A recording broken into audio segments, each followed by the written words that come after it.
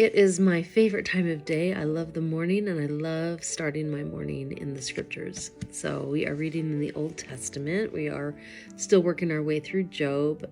We're going to read some more about how his friends are they're not supportive friends.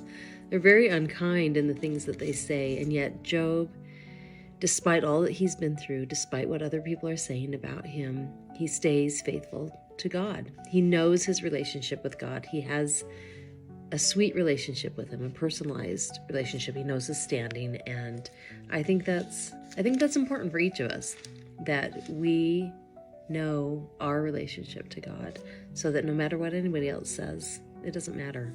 We know how God feels about us, and we know how we feel about God. Okay, Job, King James Version, chapter 21. But Job answered and said, Hear diligently my speech, and let this be your consolations. Suffer me that I may speak, and after that I have spoken, mock on. As for me, is my complaint to man? And if it were so, why should not my spirit be troubled? Mark me, and be astonished, and lay your hand upon your mouth. Even when I remember, I am afraid, and trembling taketh hold on my flesh. Wherefore do the wicked live, become old, yea, are mighty in power? Their seed is established in their sight with them, and their offspring before their eyes. Their houses are safe from fear, neither is the rod of God upon them. Their bull gendereth and faileth not, their cow calveth and casteth not her calf.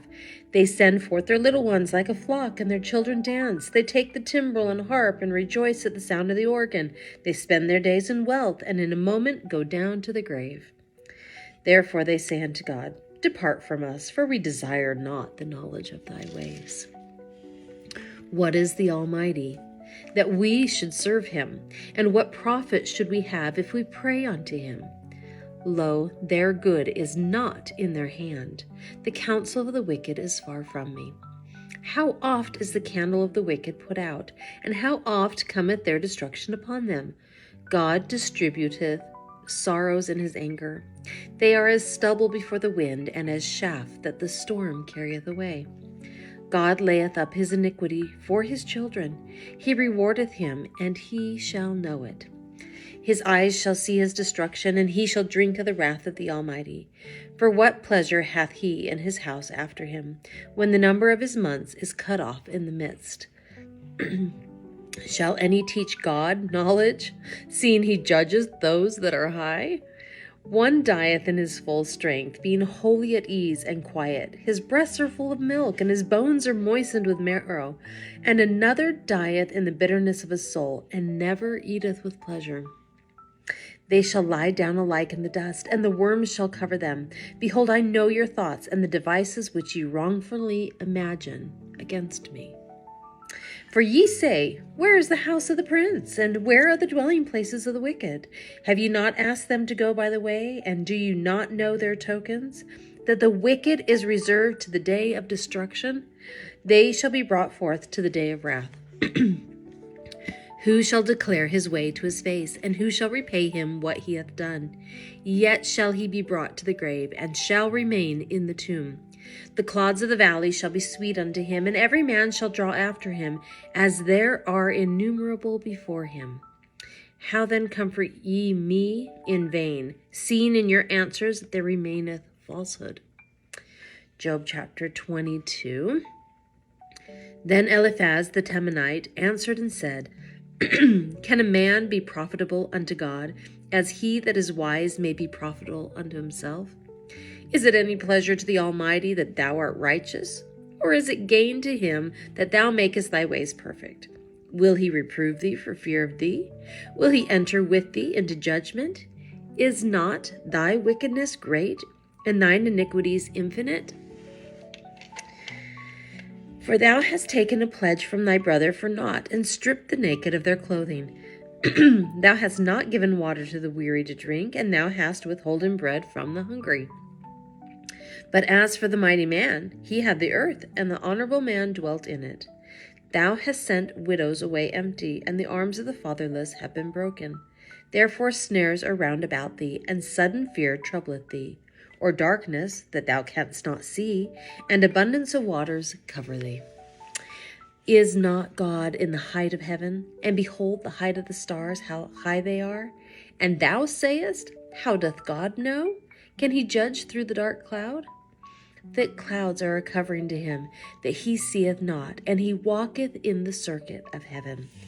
Hast thou marked the old way which wicked men have trodden, which were cut down out of time, whose foundation was overflown with a flood, which said unto God, Depart from us. And what can the Almighty do for them? Yet he filled their houses with good things, but the counsel of the wicked is far from me. The righteous see it, and are glad, and the innocent laugh them to scorn, whereas our substance is not cut down, but the remnant of them the fire consumeth. Acquaint now thyself with him, and be at peace, thereby good shall come unto thee. Receive, I pray thee, the law from his mouth, and lay up his words in thine heart. If thou return to the Almighty, thou shalt be built up. Thou shalt put away iniquity far from thy tabernacles. Then shalt thou lay up gold as dust, and the gold of Ophir as the stones of the brooks. Yea, the Almighty shall be thy defense, and thou shalt have plenty of silver. For then shalt thou have thy delight in the Almighty, and shalt lift up thy face unto God. Thou shalt make thy prayer unto him, and he shall hear thee, and thou shalt pay thy vows. Thou shalt also decree a thing, and it shall be established unto thee, and the light shall shine upon thy ways. When men are cast down, then thou shalt say, There is lifting up, and he shall save the humble person. He shall deliver the island of the innocent, and it is delivered by the pureness of thine hands. Job chapter 23. Then Job answered and said, Even today is my complaint bitter. My stroke is heavier than my groaning. Oh, that I knew where I might find him, that I might come even to his seat. I would order my cause before him and fill my mouth with arguments. I would know the words which he would answer me, and understand what he would say unto me. Will he plead against me with his great power? No, but he would put strength in me. There the righteous might dispute with him. So should I be delivered forever from my judge. Behold, I go forward, but he is not there, and backward, but I cannot perceive him. On the left hand, where he doth work, but I cannot behold him. He hideth himself on the right hand, that I cannot see him. But he knoweth the way that I take. When he hath tried me, I shall come forth as gold. My foot hath held his steps, his way have I kept and not declined. Neither have I gone back from the commandment of his lips. I have esteemed the words of his mouth more than my necessary food.